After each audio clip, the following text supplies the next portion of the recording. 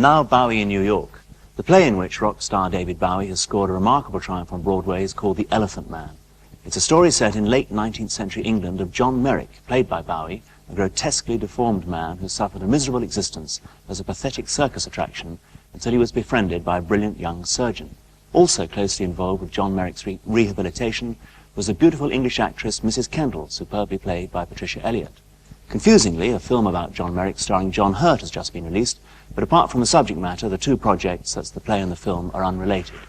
Bowie's first appearance as a straight actor met with almost universal praise from the New York critics, and I know to my cost that they can be slightly unpleasant at times, and there are long lines at the box office. In the first extract you're going to see, the doctor, Frederick Treves, played by Donald Donnelly, is trying to convince the Elephant Man that he really has a home for the first time in his life. You are happy here, are you not, John? Oh, yes. The baths have rid you of your odour, have they not? First chance I've had to pay regular. Least. 3 meals a day delivered to your room? Yes, sir. Oh, this is your promised land, is it not? Roof, food, care, protection. Oh, right, Mr. Treves. I'll bet you don't know what to call this. No, sir, I don't. You call it home. Never had a home before.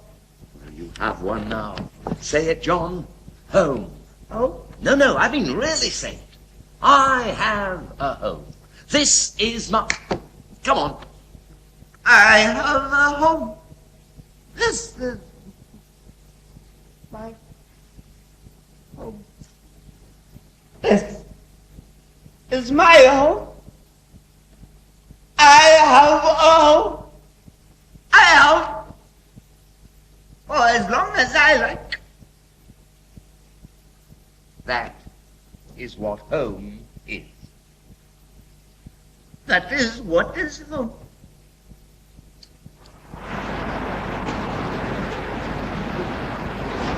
I like David Bowie in it. You could see the sensitivity behind him in the play, carrying it across differently. It's good to see him in a different role other than just music. He brings a vulnerability that I didn't see in the previous actor. You know, it comes across in his body and also his face. His terrific delivery, too. It's amazing. It's a side of him I wasn't acquainted with, and I'm impressed. Visualize what this man really looked like, and it's an exceptional performance. I mean, he's wonderful. I love him. Well, here we are, in fact, in the wonderful warm suite of the Carlisle Hotel. They're all warm, but this is one of the warmest. And thank you for sparing a bit of your time. Last night I saw you on Broadway, first time I've seen you legitimately acting, or acting legitimate, as they call it here. Why have you done it? Obvious question. But perfunctory answer, because somebody asked me if I would. And was it the play that attracted you, or the idea of... Not really. I saw the play. I missed it when it was in London at the Hampstead. But then Philip Anglin brought it over to New York and started it there. And I missed it off Broadway as well. I always wanted to go and see it when I'd heard about it, because there was a book by Frank Edwards called Strange People, which came out when I was a teenager, which had all kinds of things like the poor blowtorch. There was a young black guy who walked into a Chicago hospital and said that he couldn't lie down on the sheets because they used to burst into flame, and he lay down on the bed and promptly set the pillow on fire, and they held him for 24 hours, but then he sort of ran away in terror, and nobody ever knew what happened to him. It was full of those kinds of stories, and one of them was John Merrick, the Elephant Man, and that appealed to me ever since then. It's because of I have a sort of eclectic thing about freaks and isolationists and alienated people, and I kind of gather information on people like that, mentally anyway. Then it became a play, and that sort of rekindled my interest in it. I went to see it on Broadway when it had already got sort of smartened up, and become a Broadway piece, and I was totally knocked out by it. I thought it's sort of a classic piece of Victorian melodramatic writing with a slight socialist subtext, but it appealed to me strongly. I thought the structure was very good, but thought no more. And then Jack Hofsis, the director, came to see me a couple of months later whilst I was back in New York yet again, doing the Scary Monsters album, and asked me if I would consider taking over the role at the end of the year. And I was flabbergasted because I had never been asked to do anything that sort of supposedly legit. And I said I would adore to. And you began out of town in Yeah, we Denver. began. They sort of played safe and put me somewhere so I could die a quiet death. Right. Denver, and we did a week there, and then we did 3 weeks in Chicago, and then they felt that I was right for the big time. Right. Well, in fact, you didn't die, Death. Big time. Brian Ferry impersonation to get everything on the show. In actual fact, all went very well. The critics Hello, gave Brian. you a very kind reception. Yeah. Do after all the years of having had a pretty good run in the rock world, which is obviously still continuing, do you in fact find getting praise from Well, it different was a limp sources? rather than a run. It was awkward at best, but But you please. must be almost blasé about praise from rock papers, or at least the intelligent ones. Are you in fact much more thrilled by the audience response at Broadway? Is it a totally new excitement for you? Praise from rock papers has never been a gift given unto me. But, or indeed to anybody. or indeed. It's no, some have been. Well, say the actually audience. very fair. I mean, there was Yeah, there listen. was a Yes, great quite ovation. so. I've had a terrific audience that have been staunchly loyal in the main part to what I've done and the changes that I've taken, which have been quite, as you know, diverse to say the least. And that there have been a sort of a knotty band that have sort of stayed with me through all of that. And so I don't think, I've tried never to feel self-satisfied with what I've been doing, which has prompted me to keep on moving in different directions. But it certainly was an incredible fulfillment for me to be able to do something so-called legitimate. In fact, undergo that kind of discipline and find that I could withstand it and work within somebody else's very strict confines. Are you getting people saying, I enjoyed your performance, but I hadn't even heard of you before? I mean, is this possible? That element has crept into it, yeah. There have been some regular theatre goers who've come and said, well, they had heard of Heard me, the name, but didn't know in your some work. either perverse fashion or or some kind of really corrupted idea of what I was about. Right. And I suppose they've got a different impression of me now. Little do they know.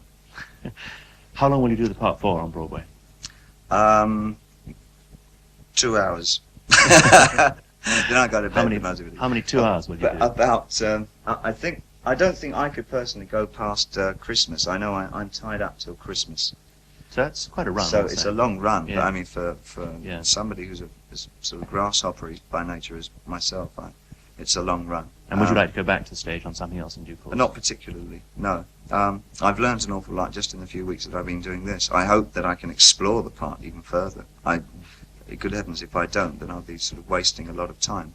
I would like to be more adventurous with the part. I've been sticking very tightly to the way I first wanted to interpret the thing. Whilst all this palaver has gone on about press and opening nights and whatever, now things are relaxing more. Sure. I would like to stretch out into it more. And there are certain avenues I would like to follow that I haven't had the courage to do so yet.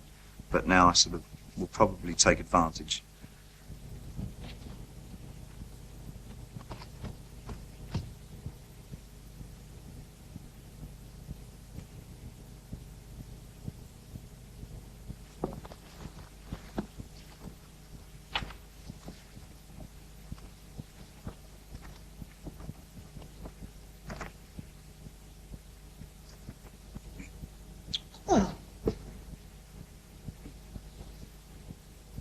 You are a famous actress. I am not unknown. You must display yourself for a living, then, like I did. No.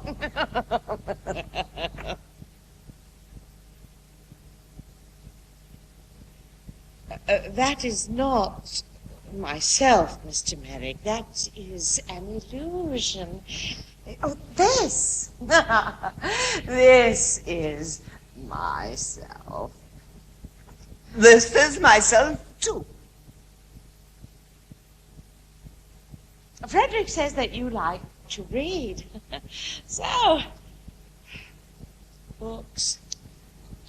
I am reading Romeo and Juliet. Oh, Juliet, what a love story. I adore love stories.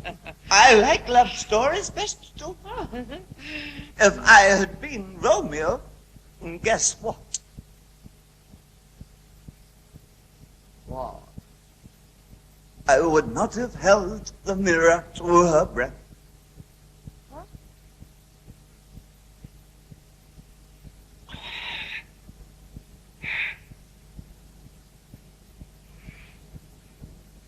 You mean the scene where Juliet appears to be dead? Yes, he holds a mirror to her breast. And he sees... Nothing. How does he feel when he kills himself because he sees nothing? Well, he...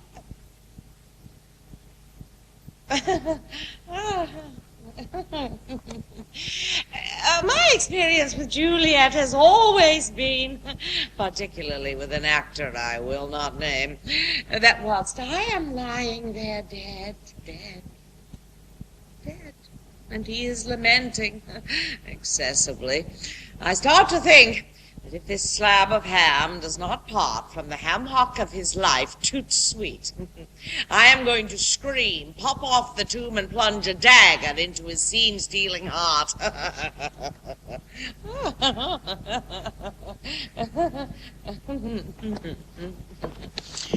Romeos are very undependable. Because Romeo does not care about Juliet. Not care? Does he take her pulse? Does he get a doctor? Does he make sure? No. He kills himself. The illusion falls him because he does not care about her. He only cares about himself. If I had been Romeo, we would have got away.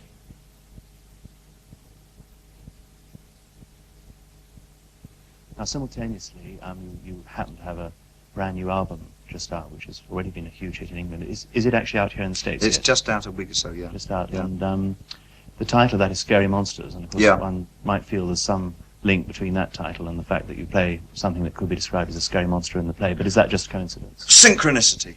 Synchronicity. Synchronicity. I mean, What does quite synchronicity mean? It's exactly what you said.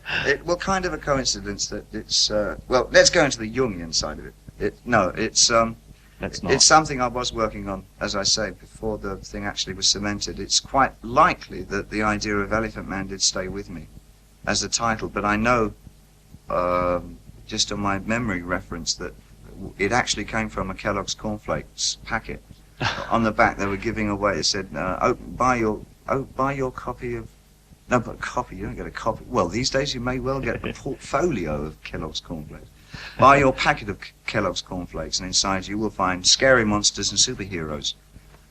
So you presumably found Superman and Right. Nosferatu's in your mouth. And as I was writing a New York album, it seemed the perfect sort of collective title for the bits and pieces I was writing on it. Were you surprised at the enormous... So it was, yes, coincidentally. Yeah. Were you surprised at the huge success of the single in England? Frankly, yes, I was. Do you think your video had a lot to do with it? I don't know. I really don't know. I would tend to believe, to be honest about it, I suppose that Major Tom was a sort of there's a comfortable feeling with him, being such a sort of an old figure of mine. I mean, he goes back to 68, 69, whenever it was. I guess that sort of a lot of people still have some kind of empathy with him, because he became a little sort of bouncy hero. I just wanted to sort of bring him up to date a little bit and put him in a Victorian nursery rhyme kind of atmosphere, even though it's not Victorian. It has that queasiness of some of those ring a roses, this is about the plague and we're all going to drop down dead, or kind of thing about it, which is what I did with the piece. You directed that video yourself, didn't Yeah. you? Are you hoping to get into that direction in perhaps feature films? I think for the time being, it's quite likely that I would stay working with David Mallet, with whom I work with on that one.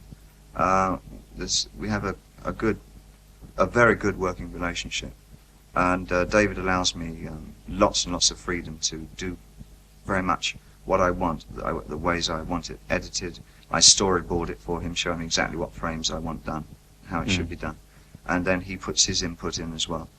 and especially on Ashes to Ashes, the combination has been very successful. It must be fairly expensive. I mean, That one was fairly expensive for me. Yeah, not from some of the other figures I've heard flying around from other, so-called major artists. Yes. It was quite a good budget, but it's. Who are your musical heroes these days? Musical heroes. That's hard.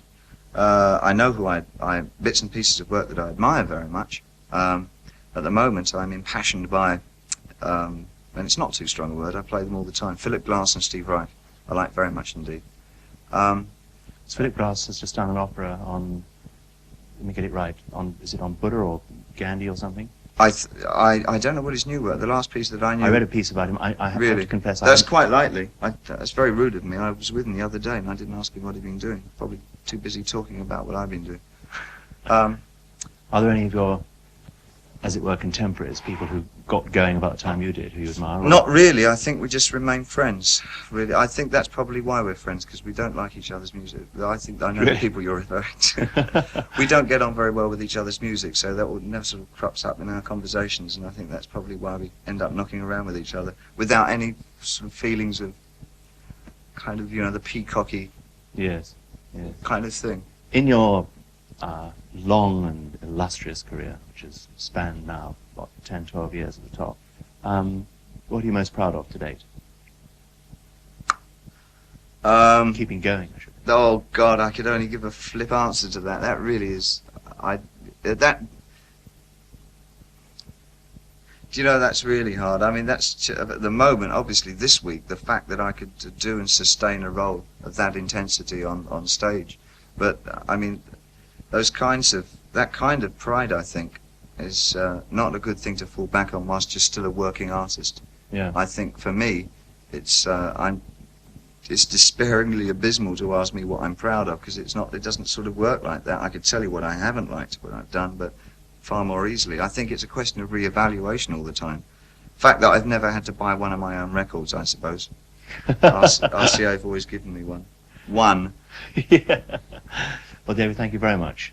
It's been a great pleasure meeting you. That's my pleasure, entirely. I've bought certainly more than one or two of your records, and I'm sure I shall buy some more. I'm flattered. And good luck with the rest of the Elephant Man's run. Thank you. Thank you.